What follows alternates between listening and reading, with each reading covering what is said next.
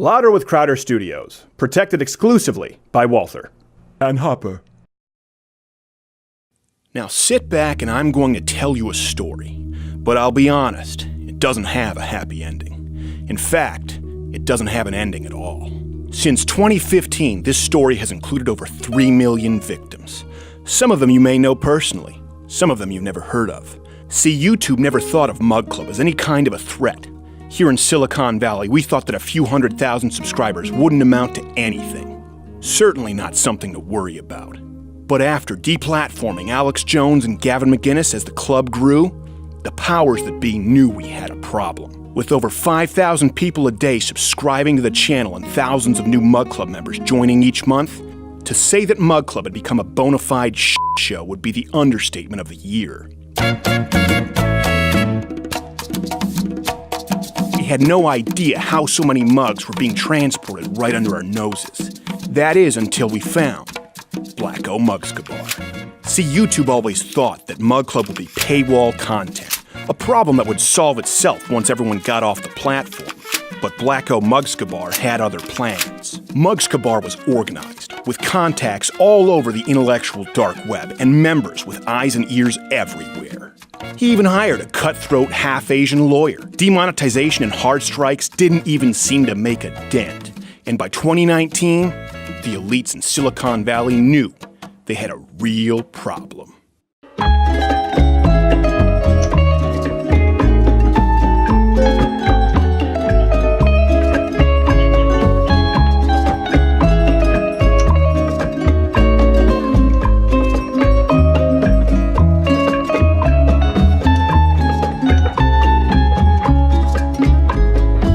Soy el fuego que arde tu piel, soy el agua que mata tu sed, el castillo, la torre, yo soy la espada que guarda el caudal, tú el aire que respiro yo y la luz de la luna en el mar, la garganta que ansío mojar, que temo ahogar de amor.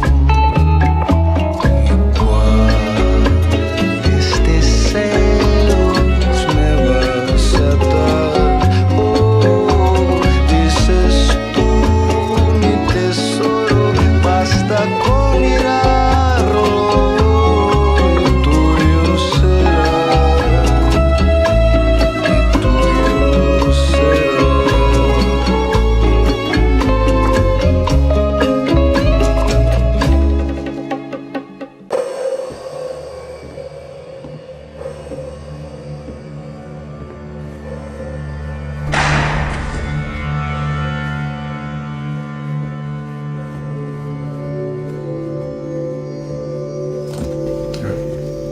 ¿Sabes? El que apoya el mal es el mal. Solo quiero que les veas el rostro. Míralos, a los miembros del SPLC. Han ayudado a miles de víctimas de las palabras de Mug Club.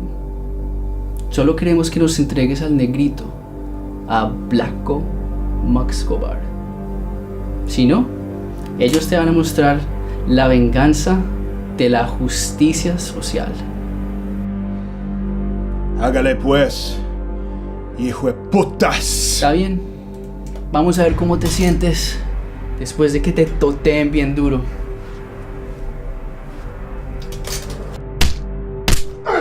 ¡Ey! ¡Hijo de putas! ¡Tu madre es putas! No tienen que terminar así. No den papaya y paren con las palabras de odio. Los chistes de mamar gallo, solo dinos, ¿dónde está Mugskabar?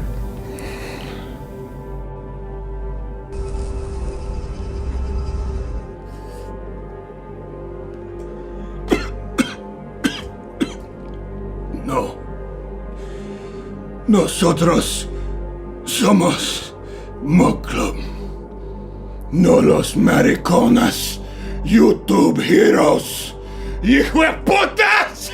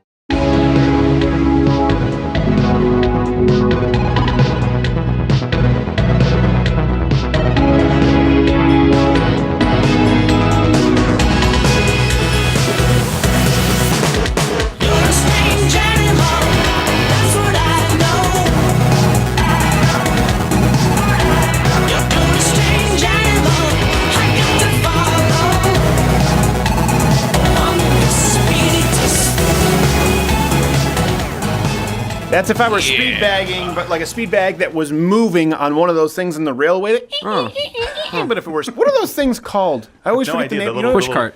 No, is that what they're called? It's a push cart. Yeah, I think a push cart on a railroad. Push cart. I say we call the Fact. Is that what you call it? It's the thing that goes by when Boris and Natasha have someone tied to the train tracks, and then clearly gay Dudley Do-Right comes in and says, "I'm not a homo."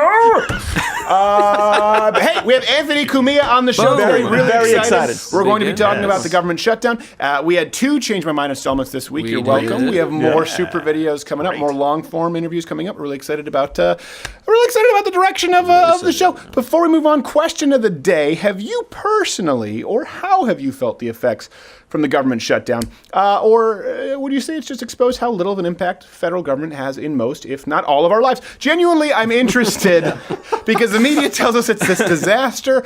Let me know below. I want to hear from you. Hey, in third chair today, we have Rodigan McBrody. How are you? Good. Really excited for Anthony Cumia because I kind of grew up with him in New York. That's true, because you had horrible parents. Quarter Black Garrett is here. Let him know. Too Cute Maddie with overlay. She makes me sick. And what's the wine of the day, G. Morgan Jr.? We have a little bit of Morlaix Pinot Noir. Morlaix, which is what you always demand at the Motel 6 with Carl. Morlaix! Stop it. And Carl's a nice Pinot. guy. Yes. So we're going to be talking about the government shutdown, getting through the top 5 myths, actually, the top lies that you've heard from the media. Before that, of course, leading the news is that Nancy Pelosi has canceled the State of the Union, and our president quickly responded in classic fashion. The State of the Union speech has been canceled by Nancy Pelosi because she doesn't want to hear the truth. She doesn't want the American public to hear what's going on. And she's afraid of the truth. She's afraid of hearing my address because she's an old filthy bitch. I don't know what to tell you. Listen, frankly, I would never say that. They tell me, why don't you call her a dirty old bitch? I'd say, I would never say that. That's what they tell me. So the bickering now has been going on back and forth for 30-something days. Currently, let's wrap this up for you. Currently, President Trump is offering a DACA extension for the $5 or so billion in wall funding, while the Democrats want to reopen the government before negotiating at all. It doesn't seem as if either side is going to come to an agreement anytime soon. As a precautionary measure in the interim, however, Border Patrol did blow up this caravan.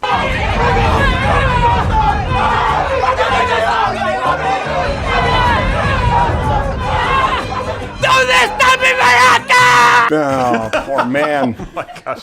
Seems like a reasonable, we forgot about the caravans. Yes. We did. That's because we don't do cable news. It would be in a Chiron all the 24/7. Here's the thing. We forgot. Trump never does. Trump never does. No. By the way, listen, who cares about the... I'm going to deliver, you know what I'm going to deliver my state?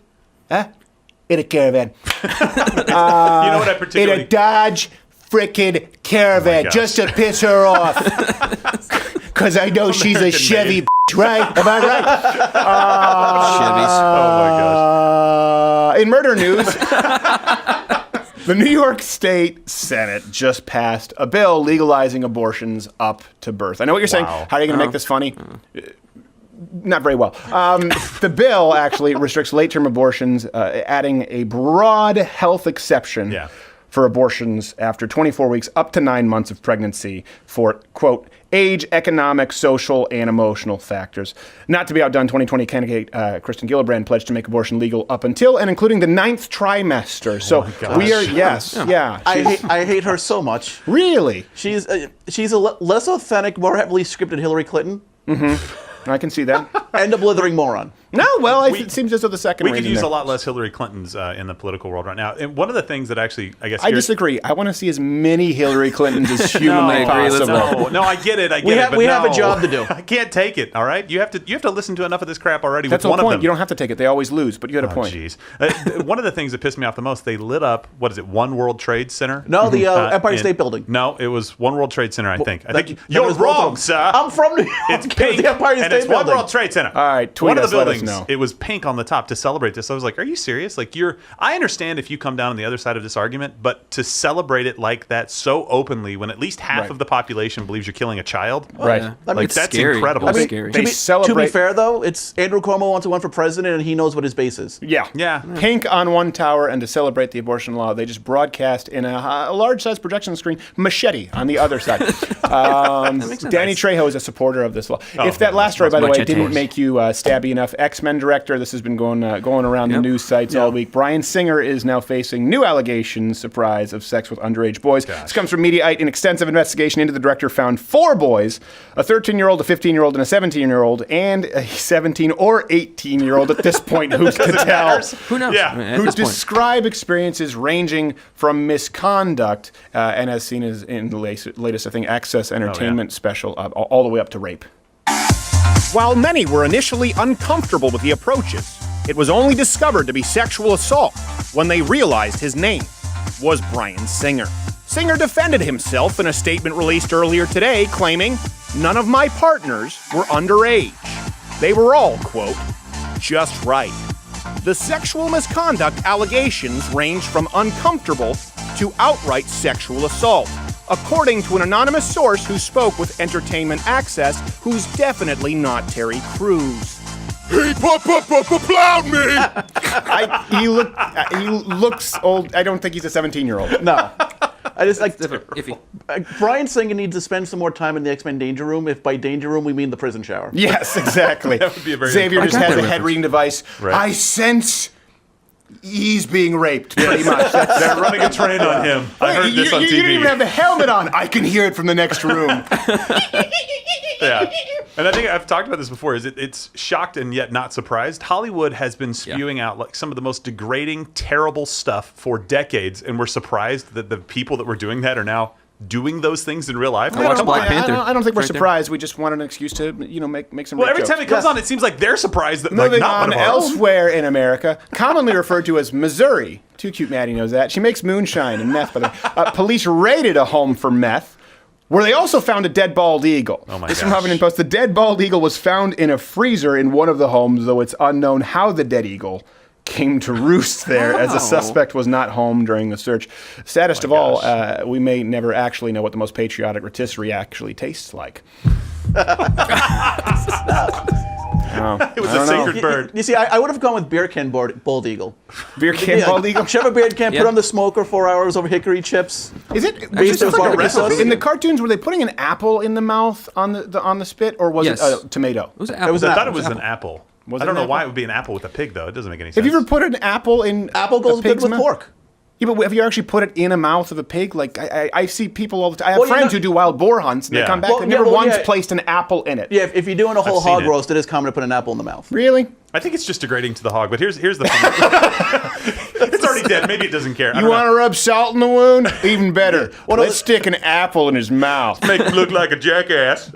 Degrading to the hog is actually a couple hours after you eat it. What? But I'm bummed. Wait, hold on a second. Was that a David Hogg joke? I'm confused. Oh, You're no, about no, to very well say be. something. So It was a poop joke. They go in for 50. Like, I don't understand. There's 58 grams of meth here. There's stolen things. There's a gun. There's a trailer, a horse trailer that this guy stole. And they're like, the lead is the bald eagle. By the way, I don't know if you saw this, but like within the last couple of hours or so, HuffPo's opinion column, their entire opinion staff fired.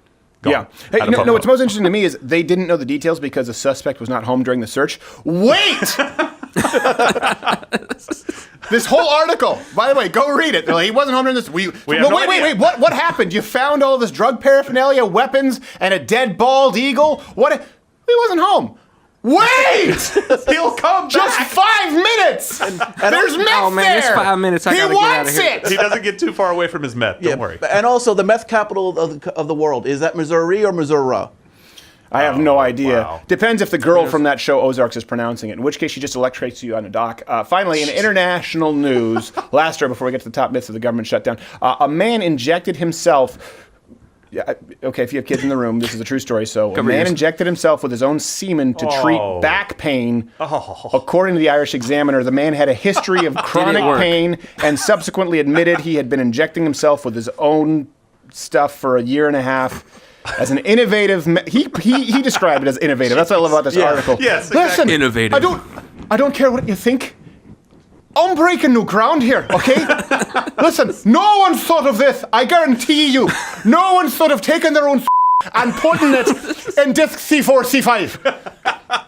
It works horribly, but it's mighty creative. The man in question claimed, actually, though, that he doesn't regret the decision, though in retrospect, he would have better prepared for his, quote, back baby. Yeah, it seems like he could have actually Done. You get out of there, Gillibrand! You get out of there! Back babies are sacred! I do not want to see her Precious. around. Here's what I don't understand, Oh my because gosh. I'm starting to deal with some chronic pain, and we talk about the different, ouchies No. Right. as they go by.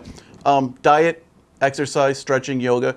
How do you skip all those things and go right to shooting yourself up with your own Where is that the idea? Listen, no, listen. I know you want to make a mockery of it, okay? But have you tried it?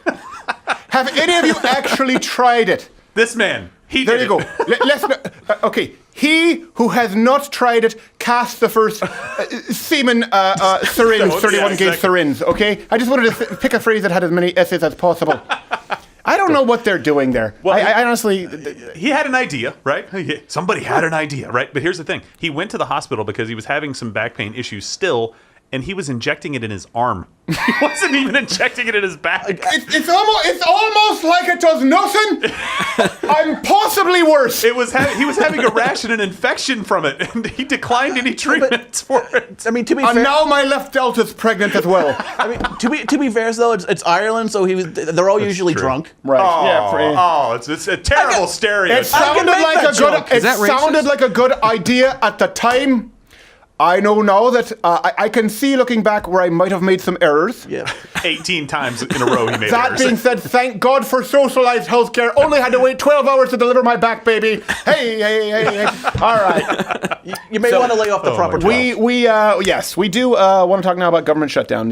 So again, how has the government shutdown affected you specifically? Because I noticed there's a big disconnect between how the shutdown has affected actual people versus how the media is portraying it. Everyone I talk to we'll talk with Anthony Cumia about this, they all say, I'm mostly fine unless you work for the federal government. I get it. I do have sympathy. I do have empathy for these people. Not all of them. Not all of them. Not the lady at the DMV. She deserves it, apparently. But some context here. We're a month into the longest government shutdown in history. So what really has been going on? Let's just go through the top 5 lies I think that are important that everyone has been fed and I think they believe. So we've been told, of course, number 5. We're going in descending order here. I don't know. Okay. why. Yeah. That just We seems to can be pretty work- we can work common on down the to number internet. 1. It's Go like down. BuzzFeed. So that's 32 reasons that kittens are great. Oh, boy. And we're supposed to believe you on the Russia leaks.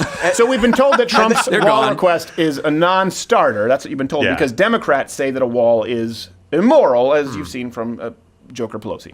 Fact is, a wall is an immorality. It's not who we are as a nation. Look at the And this is shaky not hand. a wall Yeah. between Mexico and the United States yeah. that the president is creating. Is she doing sign here. language? It's a No, wall seriously. between reality and his constituents, his supporters. He does not want them to know what he's doing. Someone get that broad some levodopa. I think she might. I think she. Look at the hands. Like that's it not is either. a little It's shaky. Either Or something's a going on, or programming it's just upgrade. from years of disruption, just from Yeah. years of practicing She's got evil and Tourette's. being Tourette's of the denied hand. communion. It could be that, but she's doing this whole business. So what's the truth? Democrats, by the way, a lot of people don't know this. They've repeatedly voted for a wall. A wall nearly identical to the one that President Trump is proposing now. Yep. They overwhelmingly voted to build a wall in what year was it? I think it was 2013. 2000. I think I can't remember 2006 that and far back. 2013. 13, 700 miles of border fencing. If we want to get into fencing versus, well, no, we said fence, and he said wall. Tomato piss off, okay? That's really what we're doing. Yeah, but do you ever notice that the non-starter seems to be whatever the Republicans want? Because Yeah. a couple Every years time. ago, when it was the Republican House, Republican Senate, it's like, well, you can't pass that bill because Barack Obama won't sign it. Like, fine, let him not sign it. Yeah, Right. Exactly. Yeah. Well, and it's kind of funny to me. You have to have like a ginormous pair of brass balls in this day and age to lie like that. Right. To go out and say that walls are immoral when we have video evidence of you saying this less than 5 years ago. She doesn't remember that. Yeah, and guess what? Schmidio. Back in 2013, when they voted on it, every single Democrat voted for it, and it was led by none other Chuck Schumer. Yeah. He was the guy that Yeah. led the charge. Well, it's fence and wall. Actually, when we did the Change My Mind, if you go and watch it, but almost everybody agrees that we need strong border security. They Yes. just go, I don't really think a wall would work. And you say, well, what do you think? How about a fence? What? Well- what is happening? What about a drone? What about like a chip program that we could inject someone there, and somewhere in that serial number would be 666? You know what No, I'm talking that's a about? bad deal. The whole point here is that people don't actually have solutions. Like you said, the non-starter. The non-starter is always what Republicans want, and they try to act as though this is Donald Trump's shutdown. Well, no, he's actually been willing to compromise a whole lot more than the left. Yeah. It's like, hey, hold on a second. Yeah. The wealthy here, if you're wealthy, I'm relatively wealthy. I pay half. And the Republicans say, how about, okay, instead of half, maybe you pay like slightly less than half. Well, it's a non-starter. It's immoral. Yeah. Okay? She's doing the two wild and crazy guys thing. It's a non-starter on the wall. So a big lie number 4, we've been told, is that Trump's request for the wall, the funding request is too costly. Right. Again, you see Pelosi parroting this claim. The wall is an immorality between countries. It's an old way of thinking. It isn't cost effective. That being said, a fence is a great investment. Can I interest you in making it a part of your diversified portfolio? Also, lots of botulism. The federal budget, let's try and keep this in context. It's going to be over $4 trillion. Wow. That's a lot. So the cause of this shutdown, it's over a dispute between the $1.3 billion that Democrats have agreed to and the $5.7 billion that Donald Trump wants. That's less than 1% of the total federal budget. Wow. And when you consider that the research shows illegal immigrants cost the U.S. taxpayer, that means you, not all of you, a lot of you are in college. I appreciate your viewership, but you're what we call losers. $116 billion a year. Wow. That's quite a lot. $4 billion's not that expensive to fix it. It's really not hard to do that math. No. Yeah, and also, if this is too costly, when it comes time to hear about Bernie and Cortez's Green New Deal, okay, if this is too costly, they can take that Green New Deal, shine it up real nice, like turn it sideways and shove it somewhere. Imagine what that dinner is like. Like global warming, these we can't afford it. It's going to kill us in less than 12 years. Good enough for me. It's hard to argue with your logic. I believe it's sound. Yeah. I'll have the lobster roll. Liberals are also really bad at math, apparently. Yes. Because if you're going to tell me that I have to spend $5 or $6 billion, I have $112 billion that I can save every year from here until eternity afterwards for $5 or $6 billion. Yeah. That's a great deal. Everybody should be jumping at that deal. It's like putting deal. insulation in your house. Yes, That's exactly. their sales pitch. It's going to cost you more up front, and then you're going to save money after the first 3 years and every year thereafter. Oh, great. So we can keep out the Honduran caravans. That's what I've been trying to tell you. You just gotta phone the attic. By the way, do a lot with hit the notification bell. Let me talk here. Hit the notification bell if you're subscribed, because subscriptions don't really mean a whole lot, and you might not actually see this in your subscription box. Of course, join Mug Club. $99 for everyone who's not a student, veteran, military. You're only $69, and subscribe on iTunes and rate us there because a lot of people are on the road and say, "I wish there were an audio version." If you're Mug Club, you always get audio version. If you're not, you can do iTunes every Thursday. Big myth number 3. This is the big one that everyone has been using to try and lay this at the feet of President Trump and Republicans, that Donald Trump is completely unwilling to compromise. You call it the Trump shutdown, but I mean, it takes two to tango. Okay, but this is not a tango. Trump is the only one dancing. And judging from how he moves his hands, he's doing some off-brand version of the Macarena. And judging by this late night program, whoever's teaching him dancing lessons is the sole writer on your staff. It is amazing. It's about ready to go off the air. Okay? This is the point when politics trumps comedy. And people say, well, you kind of do a political show. Listen, if you watch this, we have been brutal on some people on the right. And by the way, this week, I called President Trump a dick. Yeah. And he is. He can be a dick and be right. But Seth Meyers is incapable of objectively looking at comedy. So here's actually something that people need to know while we're talking about this lie. Trump is surprisingly willing to compromise. Yes. So he's been proposing extending DACA in exchange for funding for the wall. It's, by the way, not the only time he's been open to negotiating. He surprised a lot of people with his openness to compromise over gun control. By the way, wasn't really happy about that. A lot of people were not happy about that. It's not a point in his favor because a lot of his base, they don't want DACA. And I understand when you're talking about extending DACA, this is something that was an executive order when you look at it from Obama. And I understand that because it was an executive order, now we're talking about dealing with this as an executive order thereafter. But I'm not a huge fan of it. But that being said, the idea that he's not the one who's willing to compromise couldn't be further from the truth. Democrats are completely failing to meet the guy in any negotiations, right? The media is hell-bent on showing him as this guy who just wants to fund the wall. He's a negotiator. People make fun of him like he thinks he can negotiate everything. Well, his job. It is a challenge to negotiate with Nancy Pelosi, A, because she's a crazy person, B, she's hard of hearing, and C, but no, you know what, let's not even go to C, how is she speaker? How did this happen? I know. It's like, did she hold a small child hostage? Like, ha ha ha ha! You knew you'd see me again. It's the reboot. How is she here? No one likes her. She's the bad villain from that movie you just will never see. Is there anything else? You look like you're going. No, Brodigan's just drunk. All right. The point is, even when he's flexible, as you see right now, the media, they paint him as this completely unbending tyrant, and that's something that I think is really important for people to note. Look at the policies here. Look who's more reasonable. He wants a wall that they already wanted. It's just like a kid. You're doing reverse psychology, only Donald Trump doesn't understand that they will say the opposite of everything he does. Like, he doesn't understand how reverse psychology works. It's like, you want a fence? Uh-huh. Okay, I'll give you a wall. No! What the hell's happening here? You just said you wanted it. I'm terribly confused. No, now I don't want it. Because you want it. They're just spoiled brats. Well, and every time the left wants to talk about this right now in the media, they say, open up the government and then we will negotiate. That is the dumbest thing that I've heard, because it's a complete lie. If they open up the government, they lose all leverage that they have right now to get them to actually move on something. But it's The Democrats aren't going to bring this up at all, period, not at all. Done. It's also the same people that always bring up, well, Ronald Reagan passed immigration law. Like, right, and that's the specific law. He fell for it, too. After he never got the wall, and he never got border security funding that conservatives always point to. See, we tried doing this in the 80s. You screwed us. F you. And look at what happened with Barack Obama. Remember, it was Marco Rubio was kind of the ambassador of that bill. He said, I will sign anything on my desk tomorrow. And there was something, and he didn't. No. That's what we call a lie. By the way, here's something else, another lie that you've been told. I think this is the second biggest lie, that there is no actual... This is to try and discredit what Trump says. He's like, there's a crisis at the border. And so what does the media say? No, there is no crisis at the border. Yes, you can see through these slats to the other side of the U.S.-Mexico border. But as we're walking along here, we're not seeing any kind of imminent danger. There are no migrants trying to rush toward this fence. There's a wall. By the way, the wall is working. We've covered how illegal immigrants commit disproportionately more crime. And people try to cite this study. They go, actually, immigrants commit less crime. Well, that study includes legal immigrants, dummy. Right. That's the big bait and switch that nobody talks about. It's really hard to know how much crime is committed by illegal immigrants because they're here illegally. But guess what? Every single crime that's committed by an illegal immigrant is one committed by somebody who had no business being here in the first place. Ergo, we have more crime because they're here, okay? Here's the irony.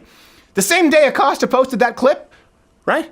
Yeah. They found 21 burned corpses in a border town not far from where he did that selfie video. I'd say that's a problem. And not to mention, the majority of the people who claim there's no crisis at the border live far away from the border, have no intention of even going into Texas, let alone at the border. Right. The only way Acosta could have more lack of self-awareness is if while he was filming it, there was a head on a turtle behind him. And even then, he'd be like, look, the wildlife here is threatened. Do you want to disrupt their migratory patterns? I didn't think so. Oh, my gosh.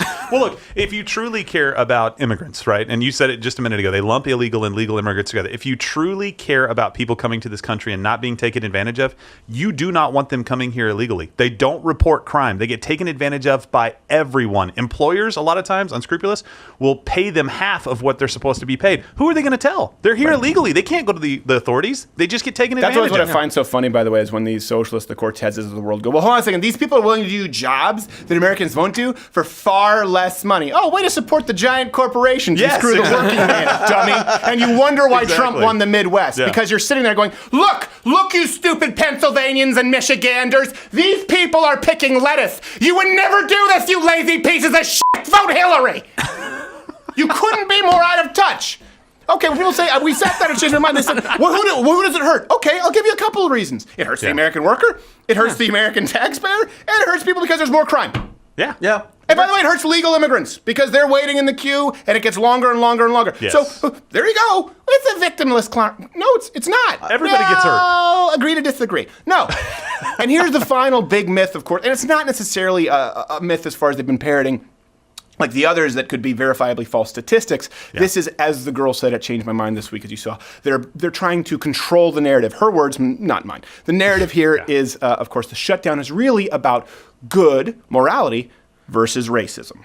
The shutdown is kind of a symptom of something larger. The wall is a campaign promise the president made to play on something very deeply held that his political base What's feels. going on with And if you man's want to hair? look for an image that actually speaks to this, it's probably those protesters who were on the steps of the Lincoln Memorial, the Native American man who was beating the drum, Nathan Phillips, and those kids in the Make America Great Again hats that were kind of smirking at him. It's like he said, give me the Mr. T, but not quite. To me, that is the real image. That is the real emblem of this. This is about xenophobia. For many Americans, this is about race. How do you go on first TV thing, looking like that? Bronigan, look at me. First thing, he wants to go off because of the bourbon in there. The first thing that we need to address here is they weren't looking down their noses at the Native American. No. They were staring into the toothless meth mouth abyss. Probably getting a contact high. And it's just so funny. This is emblematic to me of America. That's what they wanted to do. Yeah. The left wants to make you somebody who speaks for everyone else. And if you're not a villain, they're just going to try and vilify you. By the way, it was completely fabricated. Because when I think of a Native American elder, I think of a man named Nathan. Yes. Phillips. Yes, exactly. That's like the name of a runner-up on American Idol, like Nathan Phillips or on Maury. You are not the father. Oh, drats! The best runner-up to be. Sleeping Bear told me a fib. The chanting build the wall never happened.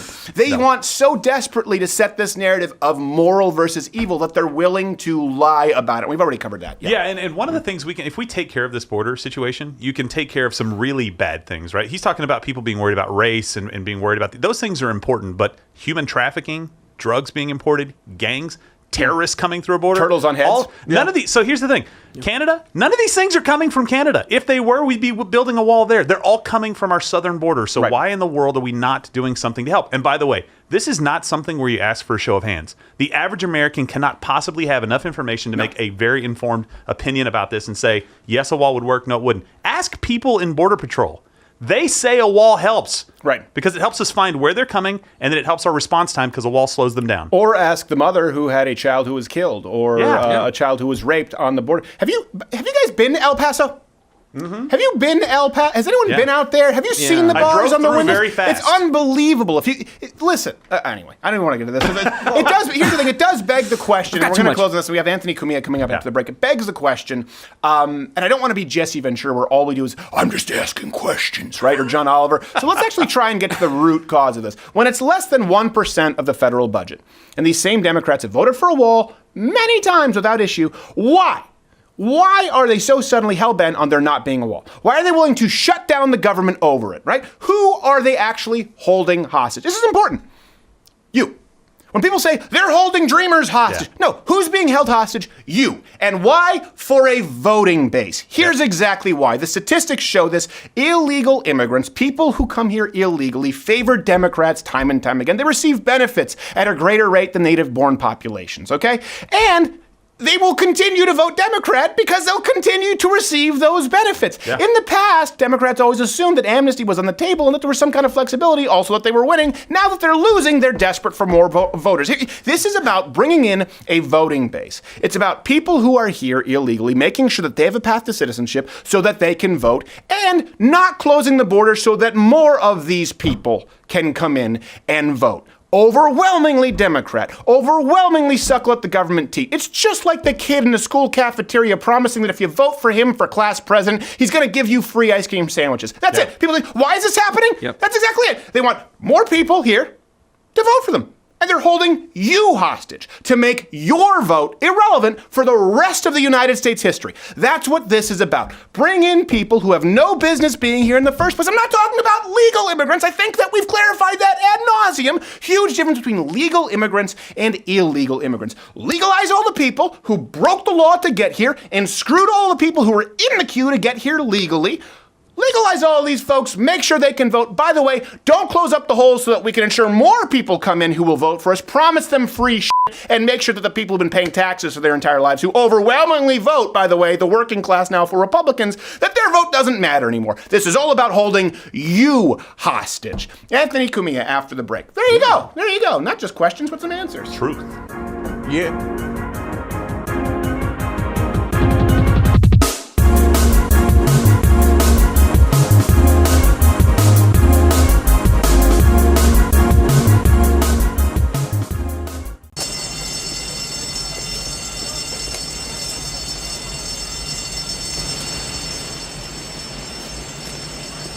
I know what you're thinking. Did he fire 14 rounds or 15? That's erroneous, as my new all-steel PPQ-5 match has a 17-round magazine, plus one in the chamber. With the best ergonomics in the business, I'm capable of putting a shot right between your eyes at 40 yards away. So you have to ask yourself one question. Do you feel lucky? Well, do ya, punk? Louder with Crowder Studios, protected exclusively by Walther. This is Vision Quest with wise elder Nathan Phillips. Me. It is commonly said among the modern man that war is hell, bringing even the strongest to his knees and the brink of exhaustion. So I didn't go.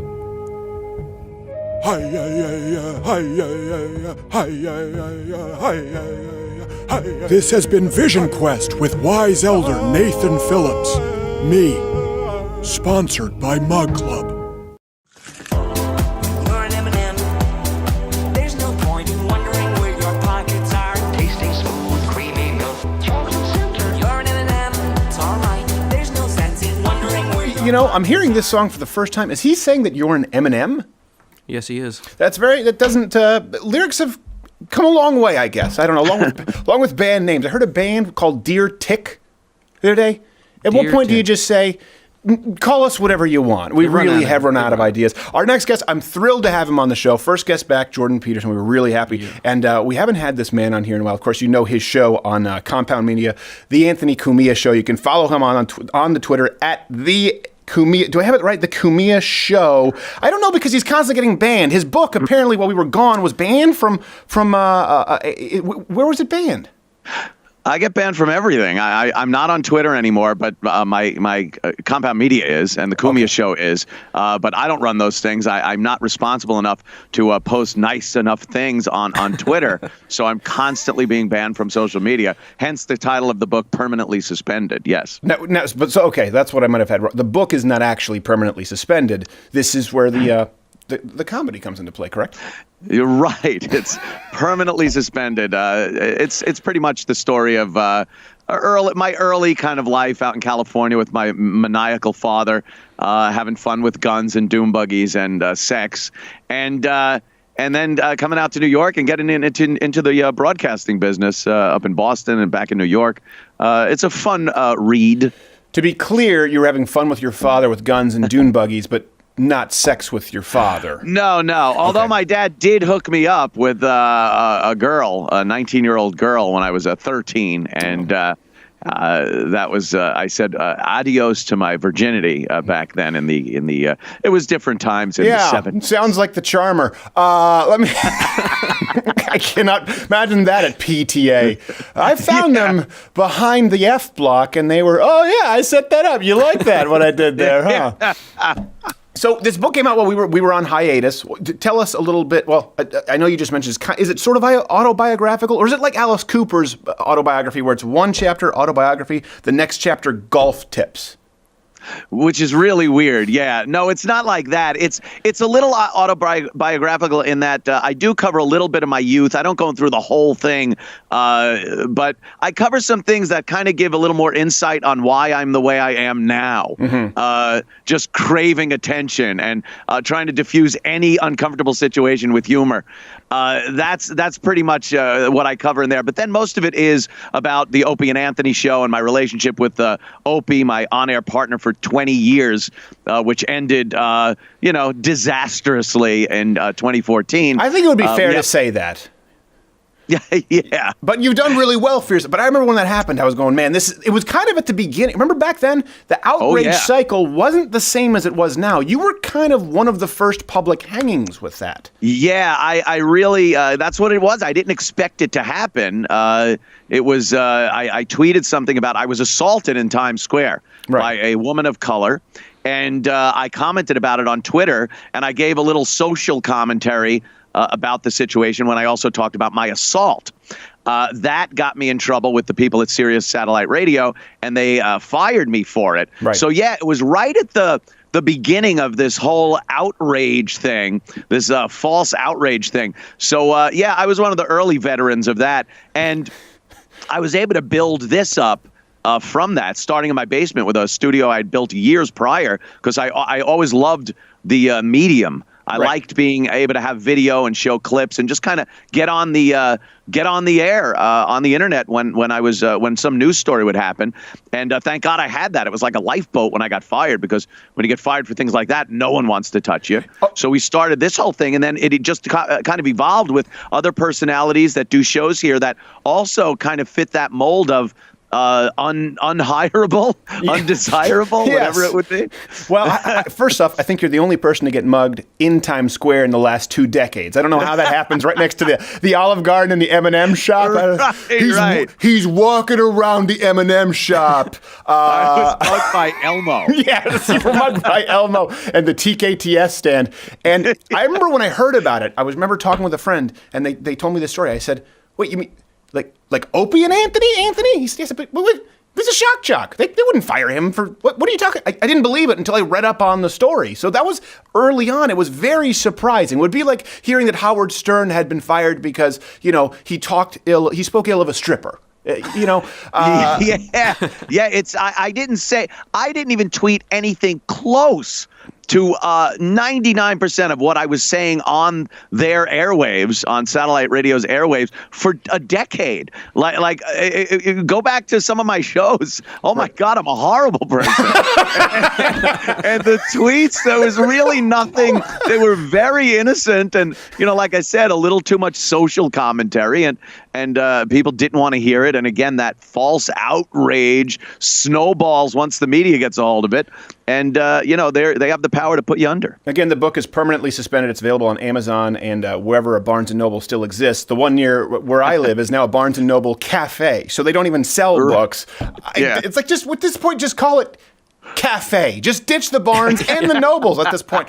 But I think it really is interesting to kind of see the evolution, because I remember satellite radio. They were saying, well, now it's not going to have the commercials. You completely unedited, uncensored. You can say whatever you want. And then sure enough, that's not what happened. That changed. And then people sort of said, well, online, people can do and say whatever they want with podcasts. And now that's not really the case, as you see with deplatforming, with iTunes and with YouTube. So it seems like when people think there's going to be this completely free and open medium, we see this natural evolution. We were just talking about this before the break. Yeah. I think that's why you had the foresight to do a subscription model like we did, as opposed to being on Patreon, where, again, it's supposed to be free and open, and we see that it's not. I've called it having a piano over your head, strung by a little wire, and that is the powers that be that could cut it at any moment. There's always someone you have to go to deliver your show to the people. Right. There's always some channel. And I love when you hear, well, make your own platform. Do that. Go out on the poles and string your own fiber optic cable and make a cable company. Like there's certain things you just can't independently do. Right. So you have to take as many people out of the mix as possible. So going with a subscriber base worked well for me, because I had already had a very popular show, so I had a base of people that were willing to subscribe. It's not like any Tom, Dick, or Harry can get out there and make a base show. Hey! But, yeah. Yes, well, we're doing all right. One of the few, the proud. I think I think this really is the only show that came up this way. And to your point, we said we're going to use the paywall model. I think now they're calling it over the top. That didn't exist when we started. They're like over the top content. I'm like, are you talking about that? Talking about that arm wrestling movie? What are we? But that's what they call it now, OTT. But this Mug Club, for us, we said we're not going to remove free content. We're going to create more premium content and still use YouTube and social media, granted, for as long as we can before we're banned, to build it up. But you already had a serious following. I mean, that show was huge. Yeah, that was that's why the model worked so well for us. And like I said, take as many people out of the mix. You can be deplatformed. We've seen it happen with Alex Jones and Laura Loomer and stuff. You disappear. Gavin McInnes, who is just an awesome guy, a great friend of mine. Yeah. And I love him as a person and as a personality, who was like one of the victims of his own talent. He's one of the greatest satirical comedians I've ever seen. And too many people that get outraged didn't get his joke.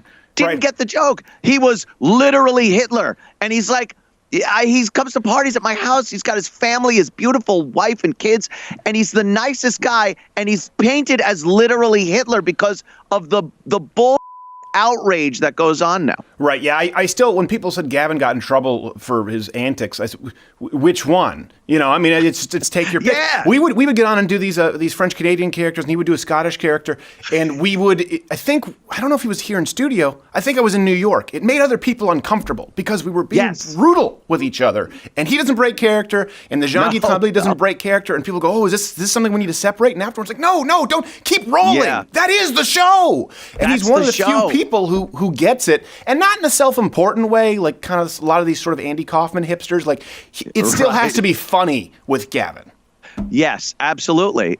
Comedy is suffering like I've never seen it suffer before because comedians are petrified to do their act. And these social justice warriors, or whatever you want to call them, are out there just looking. They're searching like a German wolf pack of submarines looking for a target to then tape and take out of context and take without the context of comedy and just bury them. Right. We see it with Louis C.K. Of course, look, Louis got some sexual proclivities that seem a little odd to some people. I don't care. Right.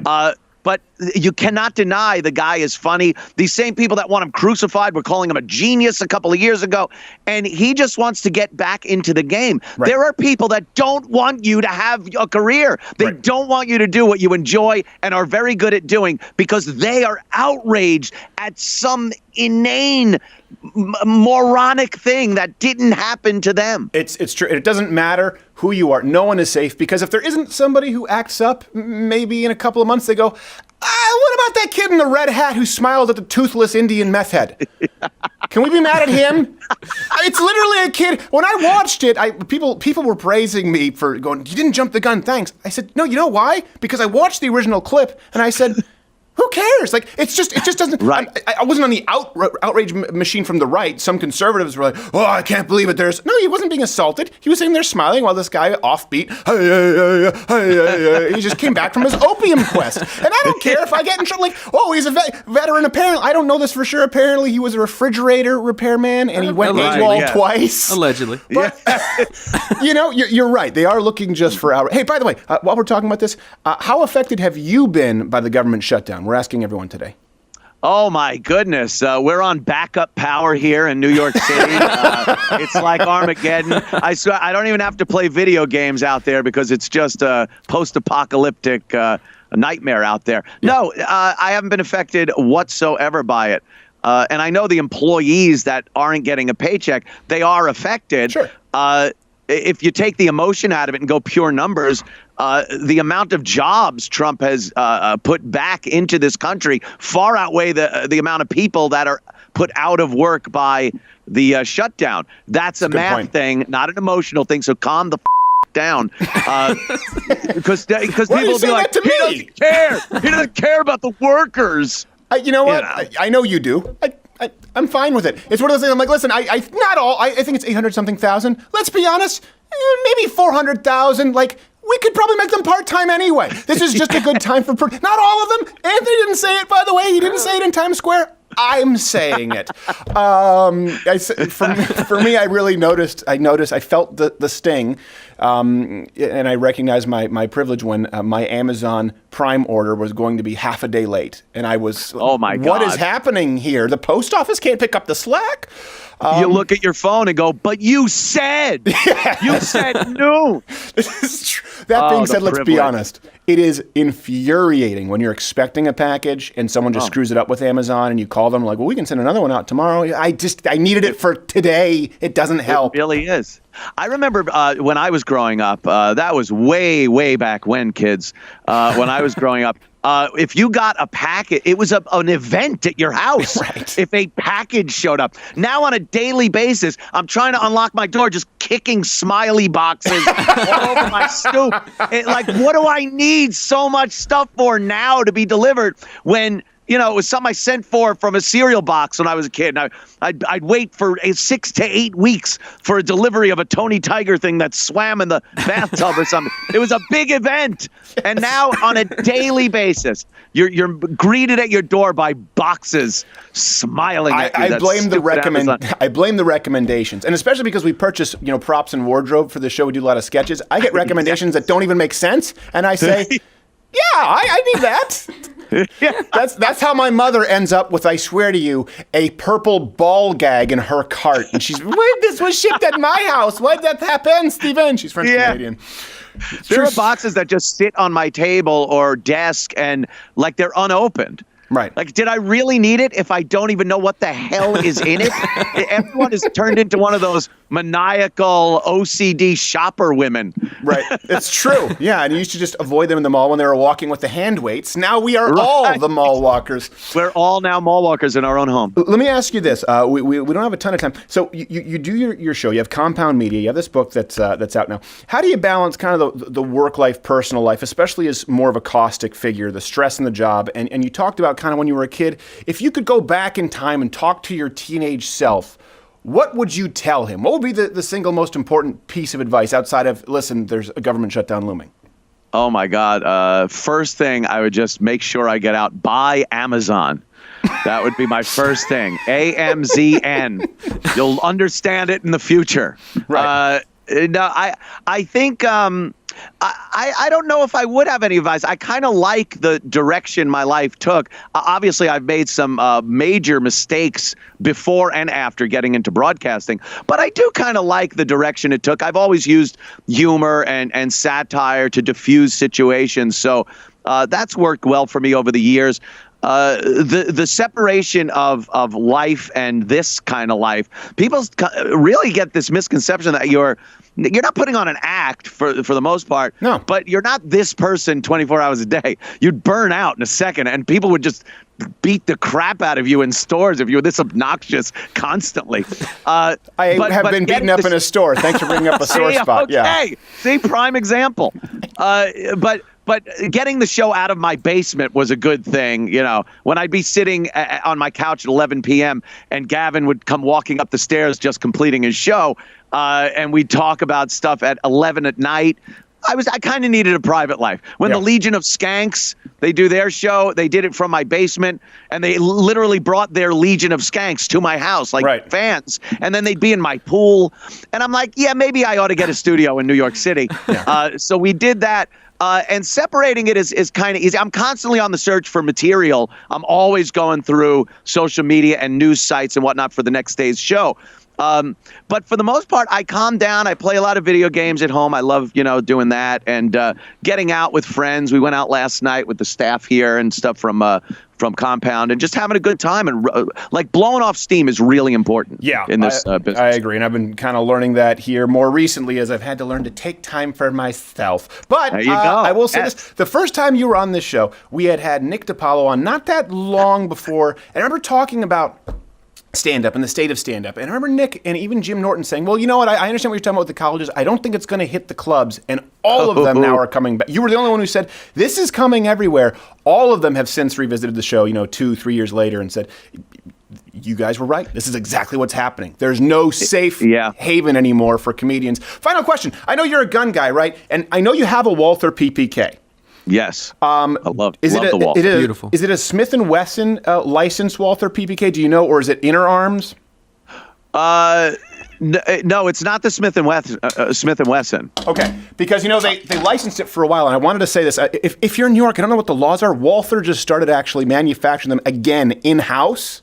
Awesome. And they were gone for a while. I have a Smith & Wesson licensed one. I know I'll get in trouble. It jammed all the time, could never use any hollow points. So it might, I know you're a big fan of the firearm. Maybe we can get you one out there in New York. And the fit and finish on it is so much nicer that it's coming out of Walther's actual plant these days. Let me tell you about New York gun laws. Yeah. I think the only way you could get a pistol in New York now is if you're an abortion doctor and want to kill a 9-month-old. That's pretty much the only way they'll allow you to have a gun in New York.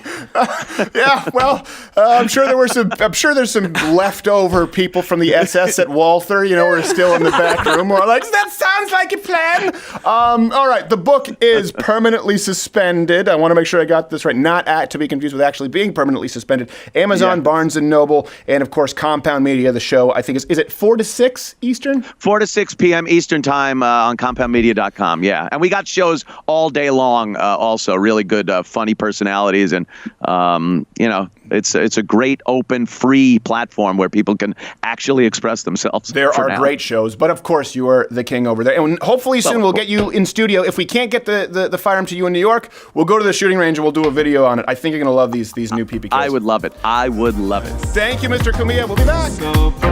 Open your mind. Let us begin our quest to find the new sound.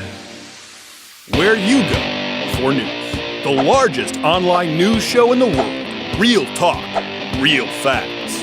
Hosted by Anna Kasparian and Cenk Uygur. The Young Turks. Live on weekdays, 6 to 8 p.m. Eastern. If you're not tuning in, you're missing out. Live Read of the Week time. Always super grateful to our sponsors. Of course, the main way you can support the show is joining at loudwithcrowder.com/mugclub. That's how you prevent the shadow banning, because we don't know when that's going to happen. But we really do have great sponsors with the show, because the products kind of sell themselves. Like Walther Firearms, we just tell you, try it. Go to the range. Let us know what you think. That's how you support us. The most recent, though, I'm excited about is because I actually have been using them for a while, Liberty Health Share. I know a lot of you out there, and we've gotten a few emails about this, think that you can't afford health insurance, especially with the skyrocketing premiums, deductibles after Obamacare. I know that as a business owner, mine shot up. But because Liberty isn't classically an insurance company, they're a health sharing company. You can get unbelievable coverage starting at $199 a month per person. If you go to savewithliberty.com, I should plug them there. My wife and I pay, I think, $299 a month. And for those of you with big families, no matter how big the family, $529 a month. The care is amazing. That's the big difference. My dad went through some serious melanoma, as those of you who submitted jokes to the Great Cancer Joke-Off we hosted on the show might remember. He was in surgery, had Liberty Health Share, the next business day with a doctor of his choosing, and got completely taken care of. And that's the thing, it's a lot more than a bumper sticker. You actually have the liberty of choosing your own doctor, the liberty of choosing your own hospital, the liberty of taking control of your health care, how you need it. Just do me a favor, check out the plans at savewithliberty.com, compare it with what's out there, compare it with what you have, and if it's better, support the show and save yourself some money. Savewithliberty.com.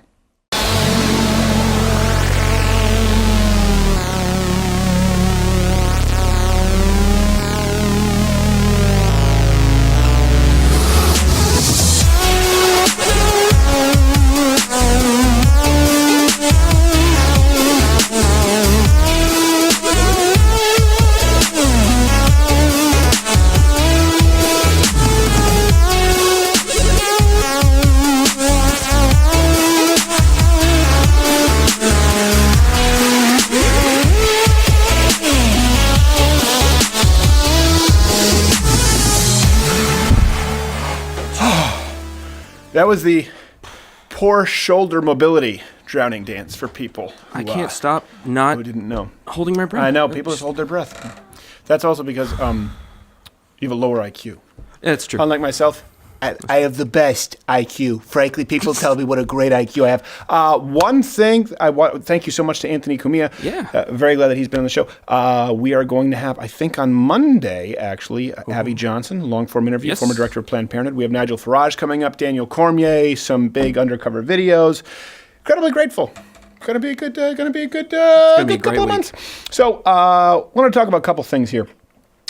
You know, I think it's important we live in a culture that wants to use this term haters a lot. Oh, he's just a hater. Right, well, what is a hater? The word's often used like by rap artists or Instagram butt celebrities to simply describe people who disagree with them. But what makes someone, I guess this term a hater, is any critic of you a hater? If you just toss them out as a hater, does that put you in an echo chamber devoid of any truth? And the truth lies somewhere in the middle, and I think it's very important. It's an important tool for people to be able to decipher between valid criticism and hate, particularly in the era of social media. Probably one of the most important tools in the longevity and mental stability toolbox, I would say, in the era of social media. The difference, I would say, between being a hater And I think this matters to everyone out there, even if you're not somebody who's on social media or doesn't have any level of celebrity. It's important to be able to surround yourself with people who you trust and not dismiss everyone as a hater. Don't just hate that term. They just hate. And, well, no, that's not exactly what's going on. The difference between a hater and valid criticism is like most things we discuss on this show. The difference is truth. It's simple, but it's easier simply said in a soundbite than explained. I understand, listen, that rumor mills circulate. For example, let me clarify something.